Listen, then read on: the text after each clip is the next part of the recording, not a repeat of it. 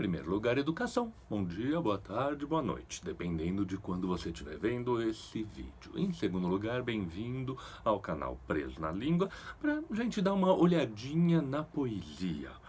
Tem muitas coisas que chamam a nossa atenção para esta ou aquela poesia, para este ou aquele poema, para este ou aquele autor, ou aquela autora.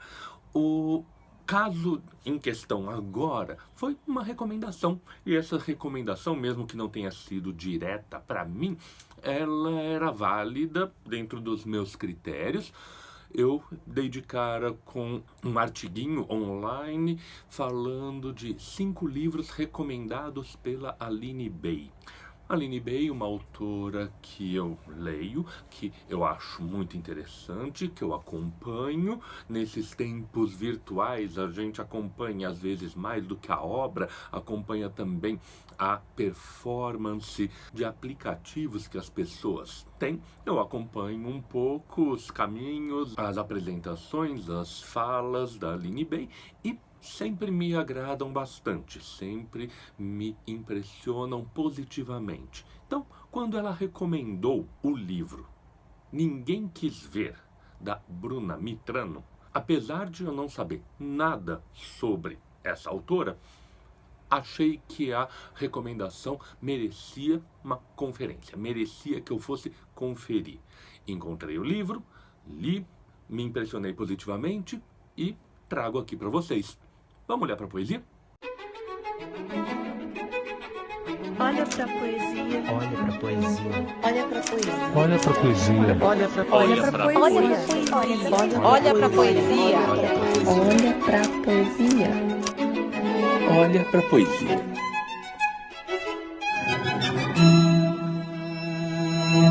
Pois bem, o livro da Bruna Mitrano, até onde eu saiba, é o segundo. Não tenho quase outras informações a respeito dela, além dos textos bastante fortes, bastante incisivos e das informaçõezinhas que aparecem na orelha do livro, reforçando que ela vem de uma região periférica do Rio de Janeiro.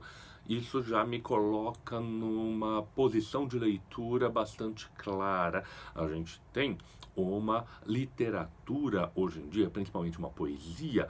A poesia acaba sendo mais fácil de circular, assumidamente periférica, assumidamente engajada. E é desse tipo a poesia da Bruna Mitrano. Uma poesia difícil em alguns aspectos, por causa da dureza dos assuntos, mas ela tem uma coisa que chama a atenção e que não é tão fácil de identificar o porquê, além do impacto que as imagens causam, e que me fez querer avançar aqui em cima de um dos poemas. Um poema que eu hesitei um pouco se deveria trabalhar com ele ou não, porque ele ultrapassa um pouco os limites do que normalmente cabe aqui nesse espaço que eu tenho. Um pouco das minhas opções são feitas pelo formato que eu adotei já desde o início da série, em que, ao acabar de ler, eu dou a chance para uma releitura. E essa releitura passa pela apresentação, geralmente em um único slide, do poema. E aqui, como é um poema um pouco mais estendido e que tem 3 partes, eu vou ter que me desdobrar para colocá-lo ao final. Quem sabe até ampliar a musiquinha que acompanha as telas finais para que seja possível ler tudo de novo. Porque, vamos combinar, a releitura de poemas é uma das coisas mais importantes para quem lê poemas. Isso posto, vamos direto ao texto, porque ele vai nos dar algumas coisas para refletir. Chama-se, significativamente, A Vida é Assim. 1. A câmera em close na velha, o rosto rachado em contraste com a pele mole dos braços. O vestido puído deixa ver os ossos do peito, os seios, 2 sacos vazios, pendendo sobre a barriga. A câmera abre, vê-se um repórter com camisa de botão, de cor tão clara como sua pele tão clara. O repórter parece um erro no cenário. A velha mexe a sopa com uma colher de pau. É sopa de quê? Papel. Close nos olhos de espasmo do repórter que já sabia a resposta. Por que a senhora está cozinhando papel? Porque não tenho comida. Mas por que a senhora está cozinhando papel? O repórter repete, para causar nos telespectadores aquele nó na garganta.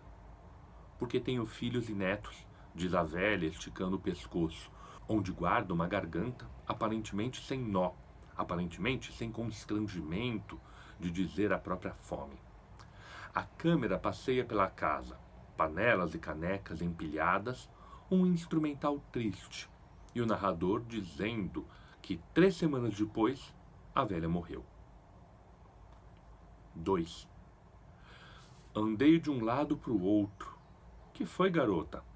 Não pode acabar assim. Não é um filme, é a vida real. E na vida real, eu tinha 6 anos. Eu não conhecia o gosto de papel. Por que o repórter não deu comida para a velha? Porque não levava comida com ele. Por que não voltou para dar comida? Porque ele mora longe. Por que não mandou pelo correio? Porque não se manda comida pelo correio. Por que não pegou comida na casa longe dele e voltou para dar comida para a velha? Ora, porque ele tem mais o que fazer. Então por que ele foi na casa dela? Se ele tem mais o que fazer? Close no rosto passivo da minha mãe. É assim, a vida é assim. 3. Na escola, passei a brincar de comidinha. Socava folhas de caderno na panela de plástico. Tá cozinhando o quê? Perguntou a colega. Papel. Tô perguntando o que você tá cozinhando de mentirinha. Papel. Eu tô brincando de verdade. Ela virou os olhos e saiu cantando. Eu bati nela. Close na cara de espanto da diretora, dizendo: não esperava isso de você. Tão boa aluna, tão quieta. Por quê? Porque ela estava alegre. Close na cara de todos, um por vez, segurando o riso de deboche. Tão boa aluna, tão quieta, mas doida, coitada, igual a mãe. Como eu disse, é um poema razoavelmente extenso para os padrões de hoje em dia. É quase, diríamos, uma balada no sentido tanto o tradicional da narrativa em verso que vem popularmente passada de geração em geração. No Brasil, acaba também sendo conhecida como romance por causa da terminologia que vem das Espanhas e de Portugal, mas também a balada no sentido clássico das 3 partes com um envoi um pouco obliterado aqui. Mas, independente disso, mesmo que a Bruna Mitrano quisesse ou não quisesse fazer essas alusões, vamos lembrar que tudo depende da nossa capacidade de ler também, o que ela intuiu através das suas palavras. E palavras que aqui são bastante importantes. 3 partes, 3 atos. Um primeiro ato em que se descreve a reportagem feita por um telejornal, por um programa de televisão a respeito da fome. Uma fome que não está aqui explicitada no seu caráter racista, mas está implicitada quando fala da camisa e da pele tão brancas do repórter, em contraste com aquele lugar. Se é em contraste, aquele lugar é o lugar do escuro, da falta de luz e da pele escura. A fome está ali. O nó na garganta está nos espectadores, não está na velha sem nome. Porque a velha não tem espaço para isso. Ela, na verdade, tem capacidade de enunciar a própria fome. É a enunciação que está se colocando aqui. O falar sobre. E um falar que começa com uma imagem, já que a situação vem da televisão, com um close na cara da velha. A segunda parte, que, de novo, se monta em cima de enunciações, trata de um diálogo. Um diálogo que já tinha alguma coisa insinuada na primeira, da falta de pontuação. É a lógica da leitura que faz com que a gente entenda o que aqui é pergunta, o que aqui é resposta. E mais do que isso, por causa da ambiguidade que a falta de pontuação causa, a gente tem uma confusão entre o que pode ser pergunta e o que pode ser afirmação. Por que o repórter não deu comida para a velha? Pode ser porque o repórter não deu comida para a velha. É claro que isso quebra um pouco a lógica montada pelo verso seguinte, porque ele não levava comida com ele, mas independente disso, como é o início de uma estrofe, a gente tem a liberdade de fazer essa ambiguidade de pergunta ou afirmação.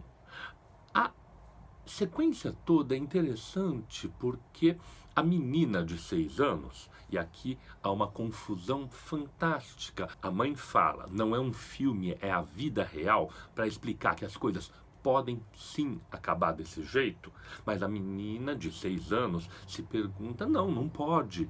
E a série de perguntas que ela faz coloca em xeque as respostas pré-estabelecidas, as respostas automáticas da mãe, que já normalizou na sua própria cabeça, na sua consciência, a desigualdade e a falta de compaixão que muitas vezes dá. A compaixão, na verdade, está restrita aqui, ó, nó na garganta, causado virtualmente. Já estamos falando de, na segunda parte, uma complementaridade entre a vida real e a vida representada, terminando com um close no rosto da mãe, em oposição à abertura com um close na cara da velha.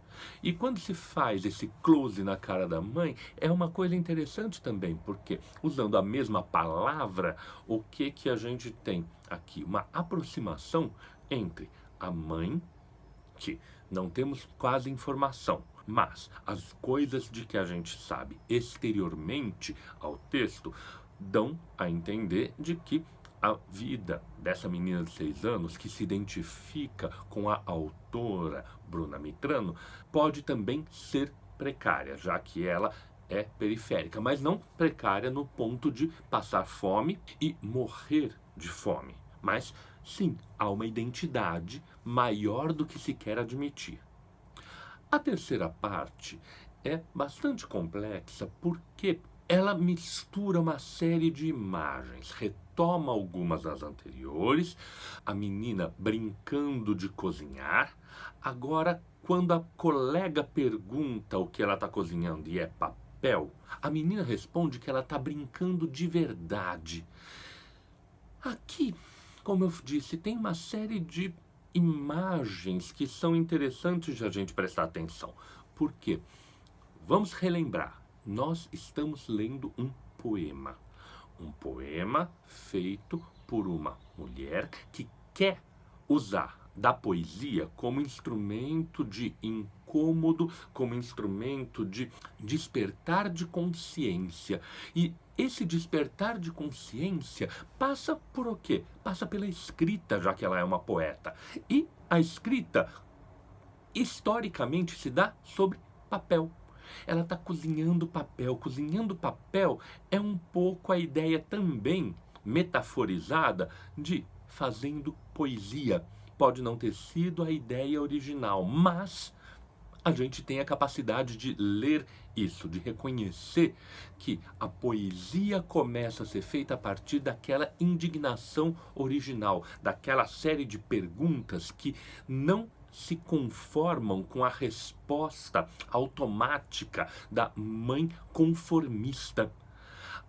tanto não se conforma que quando a menina está alegre e a brincadeira de verdade pressupõe a seriedade, relembro mais uma vez, eu já relembrei recentemente a ideia do Fernando Pessoa / Alberto Caeiro, sérios como convém a um deus e a um poeta brincando as 7 pedrinhas.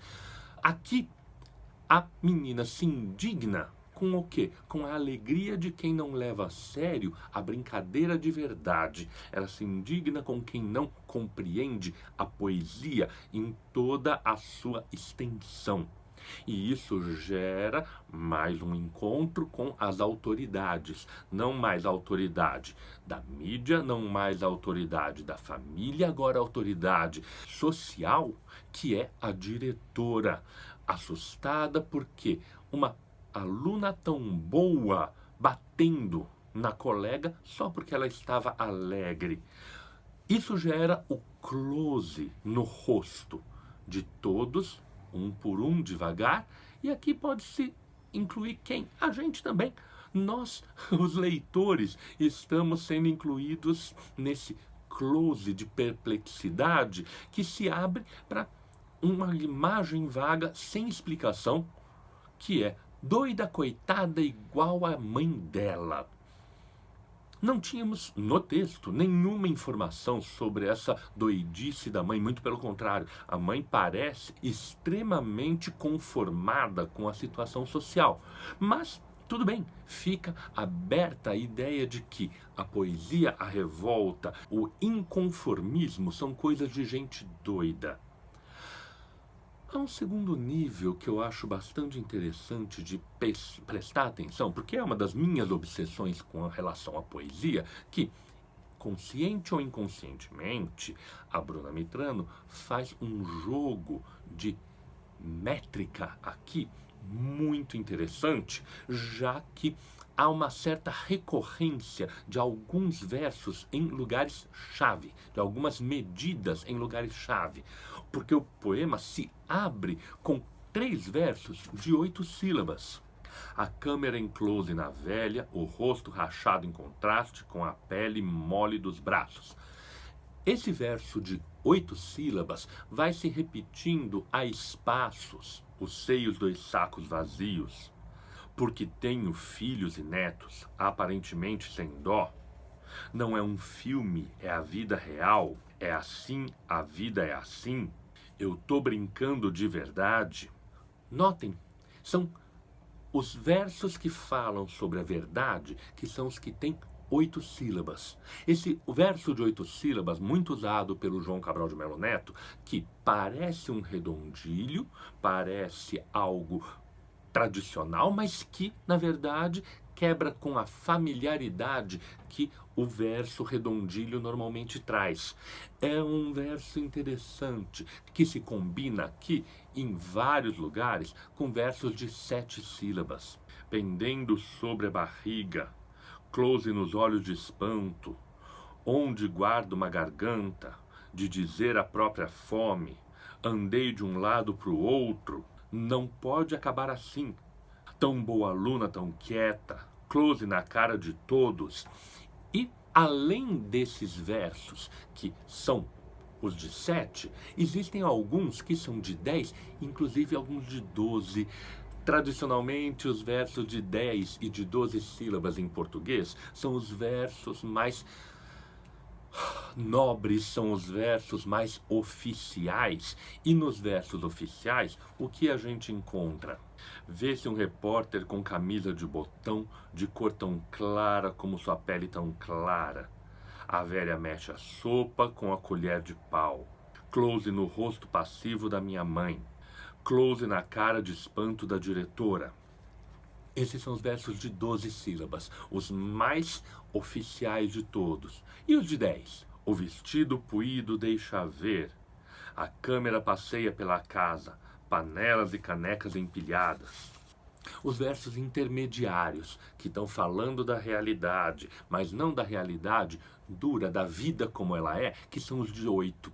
É um equilíbrio muito sutil, é um equilíbrio muito delicado, que me impressionou a primeira leitura, me deixou em dúvida se deveria ou não tratar, por causa, como eu já disse, da extensão, mas depois eu fui prestar atenção que é exatamente esse poema, na verdade um trecho desse poema, que é colocado na contracapa do livro para dar o tom, para dar a diretriz de quem eventualmente fosse comprar o livro, quem encontrasse numa livraria e pegasse na mão para ver se valia ou não valia a pena ler. É esse trecho que está sendo destacado.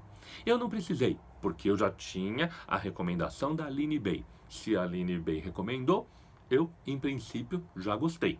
Então, eu fui atrás, mas reconhecer que esse é justamente o texto que a própria Bruna Mitrano, ou quem sabe seus editores, escolheu para colocar como uma escasinha, como um diferencial para o leitor ainda indeciso, me confirma a ideia de que sim, é um poema que vale a pena de ser lido.